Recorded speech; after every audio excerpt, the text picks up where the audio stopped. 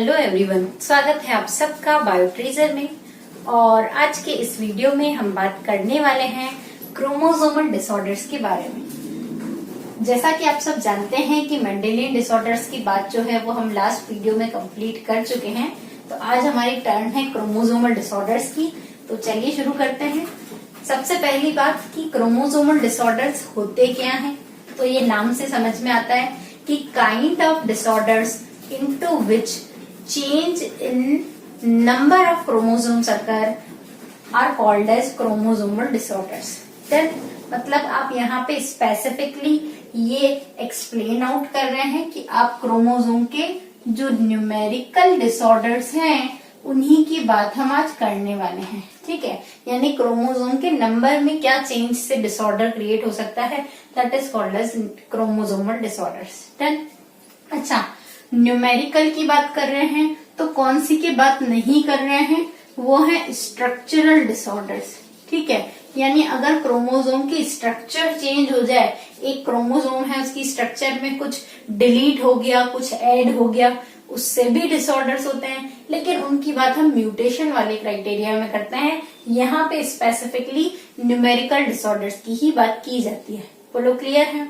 Start करें numerical disorders की। यानी फाइनली हमारी डेफिनेशन क्या हुई कि kind of disorders into which number of chromosome changes in any individual are called as chromosomal disorders.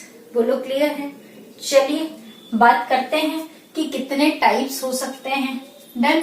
तो जो क्रोमोसोमल डिसऑर्डर्स हैं इनको मैंने फिर फर्दर कैटेगराइज किया है इन 2 टाइप्स। ठीक है, कौन कौन से हैं देख लेते हैं हम। फर्स्ट टाइप है आपके पास एन्यूप्लॉइडी। ठीक है, एक है एन्यूप्लॉइडी। ठीक है, एन्यूप्लॉइडी। और एक और टाइप है इसका सेकंड वाला, वो है पॉलीप्लॉइडी। ठीक है, फर्स्ट है aneuploidy, next type is polyploidy. बोलो क्लियर है?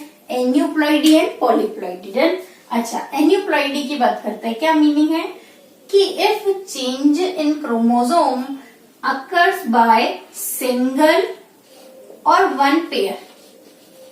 ठीक है, यानी एक क्रोमोसोम या फिर pair of chromosome, single chromosome either pair of chromosome increase हो रहा है और डिक्रीज हो रहा है, that kind of disorders are called as aneuploidy. ठीक है, एक क्रोमोसोम या पेयर ऑफ क्रोमोसोम इंक्रीजेस और decreases are categorize under aneuploidy. बोलो क्लियर है? पॉलीप्लॉइडी की बात करते हैं। यहाँ क्या है कि कंप्लीट सेट ऑफ क्रोमोसोम। ठीक है, पूरे के पूरे सेट की बात हो रही है। Complete set of chromosome increases और डिक्रीजेस, पूरा का पूरा सेट इंक्रीज हो रहा है। जनरली यहाँ इंक्रीज वाली बात चलती है, इसीलिए पॉलीप्लॉइडी आपने नाम रखा है। ठीक है, फॉर एग्जाम्पल जैसे कोई 2n था इंडिविजुअल, वो कन्वर्ट हो गया आपका 6n में, 4n वाली कंडीशन में, तो ये हो गई आपकी पॉलीप्लॉइडी। बोलो क्लियर है? अच्छा, सबसे इम्पोर्टेंट पॉइंट कि अगर ये सिंगल या pair of chromosome increase decrease हो रहा है तो क्यों हो रहा है, मतलब reason behind aneuploidy and polyploidy, वो बात करते हैं। तो रीजन क्या है कि जो एन्यूप्लॉइडी है वो हो रही है due to non disjunction of chromosome. Non disjunction of chromosome. ठीक है, अब तुमको ये नॉन डिसजंक्शन का मतलब क्या है कि भाई देखो, ये पेयर ऑफ क्रोमोसोम की बात कर रहे हैं ना, ये एक पेयर में होते हैं क्रोमोसोम हमेशा। अब at the time of formation of gamete, इस पेयर में से ये वाला एक तो एक गैमेट में जाता है, ये दूसरा वाला जो है दूसरे गैमेट में जाता है। ठीक है, क्योंकि देखो इंडिविजुअल 2n होता है लेकिन gametes are always haploid, gametes n होते हैं। तो ये जो सेपरेशन हो रहा है that is called as disjunction. और अगर ये ना हो, नॉन डिसजंक्शन हो जाए, यानी सपोज करो पेरेंट्स से प्रोजेनी में जाते समय ये पेयर में से क्रोमोसोम्स के जो 2 पेयर थे, पेयर के दोनों मेंबर सेपरेट नहीं हुए तो क्या हुआ, इसके पास दोनों आ गए, इसके पास कुछ नहीं आया। तो यहाँ पे क्रोमोसोम की डेफिशिएंसी हो गई और यहाँ पे एडिशनल हो गया, तो ये हुआ एन्यूप्लॉइडी। और किस वजह से हुआ? Non disjunction of chromosome. ठीक है, कि क्रोमोसोमल पेयर में जो सेपरेशन हो रहा था वो सेपरेशन, वो डिस्जंक्शन जो है वो वहां नहीं हुआ, ड्यू टू विच वहां एन्यूप्लॉइडी क्रिएट हो गई। डन। अच्छा, पॉलीप्लॉइडी क्यों होता है? कि सपोज करो कि कैरियोगेमी हुई, कैरियोगेमी तो हुई, पर कैरियोगेमी में ना कैरियोकाइनेसिस है ना, कैरियोगेमी सॉरी कैरियोकाइनेसिस तो हुआ, पर उसके पीछे अगर साइटोकाइनेसिस नहीं हुआ,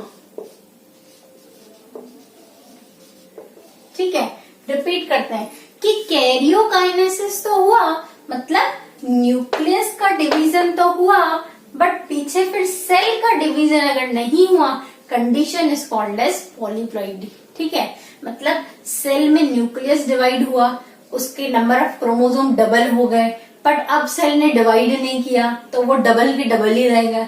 यानी 2n वाली सेल थी, न्यूक्लियस डिवाइड हुए तो 2n 2n 2 बन गए, 4n हो गए, बट अब सेल का डिवीजन नहीं हुआ तो कंडीशन क्या क्रिएट हुई? पॉलीप्लॉइडी। बोलो क्लियर है? चलिए फिर अब बात करेंगे एन्यूप्लॉइडी के कुछ टाइप्स के बारे में, मतलब एन्यूप्लॉइडी में कौन कौन सी कंडीशंस बन सकती हैं। देखिए कौन सी कंडीशन है, तो टोटल 4 टाइप ऑफ कंडीशंस बनती हैं। फर्स्ट कंडीशन की बात करते हैं, वो है मोनोसोमी।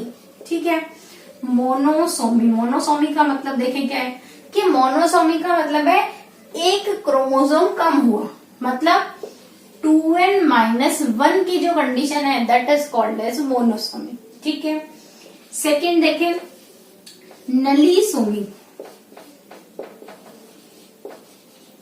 नलीसोमी, नलीसोमी का मतलब क्या है कि अगर 2 क्रोमोसोम, 2 मतलब पेयर ऑफ क्रोमोसोम की डेफिशिएंसी अगर हो जाए 2n-2, पूरा पेयर का पेयर गायब हो जाए, condition is called as nullisomy. ठीक है, नेक्स्ट देखें ट्राइसोमी।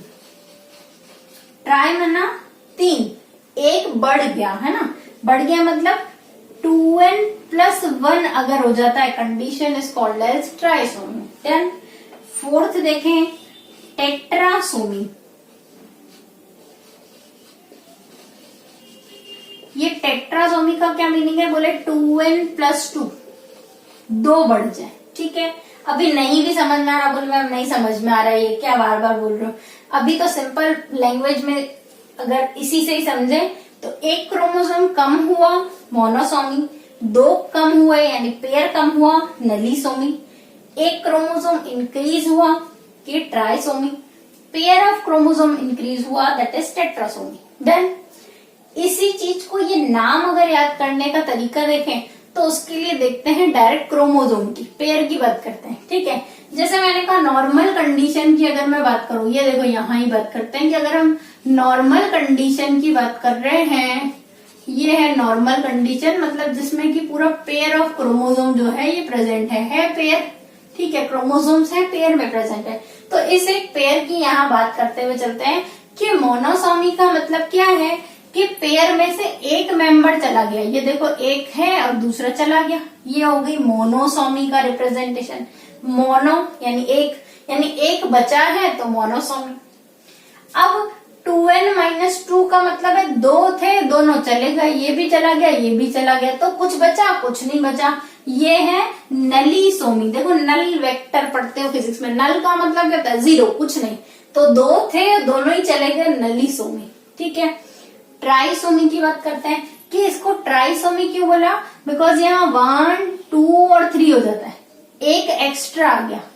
ठीक है ना, तो इसको कहते हैं ट्राइसोमी, बिकॉज यहाँ एक सिंगल क्रोमोसोम जो है वो एडिशनल प्रेजेंट होता है।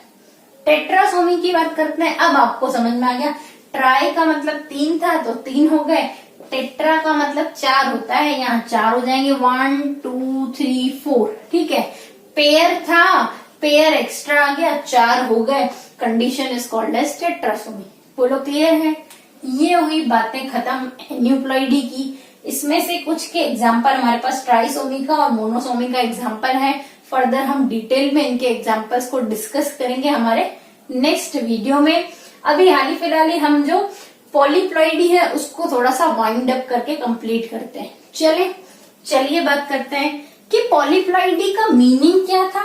ये समझ में आ गया कि पूरा सेट इंक्रीज होता क्यों है ये समझ में आ गया, बिकॉज अगर कैरियोकाइनेसिस के बाद साइटोकाइनेसिस नहीं हुआ।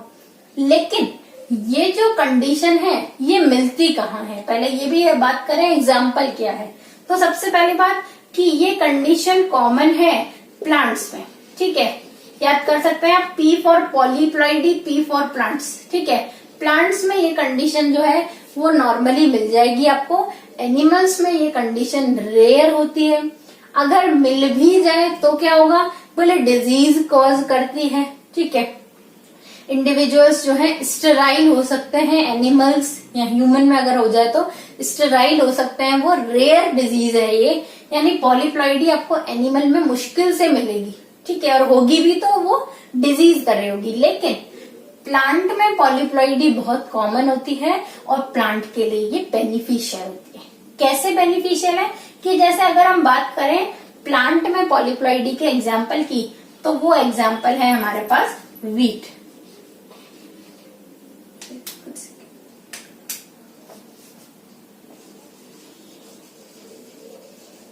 ठीक है, वीट की बात कर लेते हैं कि जो अभी हम नॉर्मल में जो वीट कंज्यूम कर रहे हैं हमारी day to day daily life में, वो वीट जो है वो पॉलीप्लॉइडी के थ्रू क्रिएट की हुई है। और कैसे क्रिएट, क्या है पॉलीप्लॉइडी का स्टेटस, वो है 6n, ठीक है, equals to 42, 6n equals to 42, ठीक है।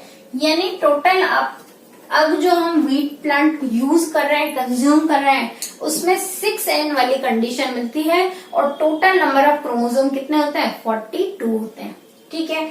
अच्छा, इससे रिलेटेड फिर कुछ छोटे छोटे से क्वेश्चन आते हैं।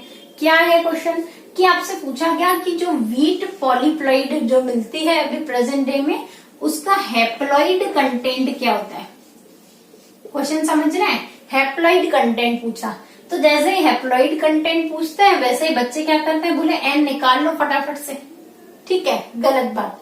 हैप्लॉइड का मतलब होता है आधा, सिंगल सेट। अभी ये 6n है तो यही इसका डबल वाला कंडीशन है। अगर आपसे हैप्लॉइड पूछा तो आप इसका आधा करेंगे, मतलब जो इसकी हैप्लॉइड कंडीशन होगी उसमें क्रोमोसोम्स कितने होंगे, तो आंसर है 21। बोलो क्लियर है। ये क्वेश्चन पूछा जाता है, याद करें इस कंडीशन को। तुम कहो फिर अगर ये वाला n पूछना होगा, सिंगल जो उसका कंटेंट है वो पूछना होगा, तो क्या क्वेश्चन होगा, तो पूछा जाता है आपसे कि इसका बेसिक नंबर क्या है, बेसिक नंबर ऑफ क्रोमोसोम क्या है। अगर वो पूछा, जिसको x से रिप्रेजेंट करते हैं कभी कभी, या हम n से कर लेते हैं, कि बेसिक नंबर अगर पूछा जाए वो हो जाएगा 42/6 इक्वल्स टू 7। बोलो क्लियर है ये हो गई वीट में पॉलीप्लॉइडी की बात। ये बहुत ही फेमस क्वेश्चन है, बहुत ही फेमस एग्जाम्पल है, तो पूछा जाता है, ध्यान रखिए इसको। चलिए फिर ये हो गई क्रोमोसोमल डिसऑर्डर्स की 2 टाइप्स की बात। Thanks for watching. आज के लिए इतना ही।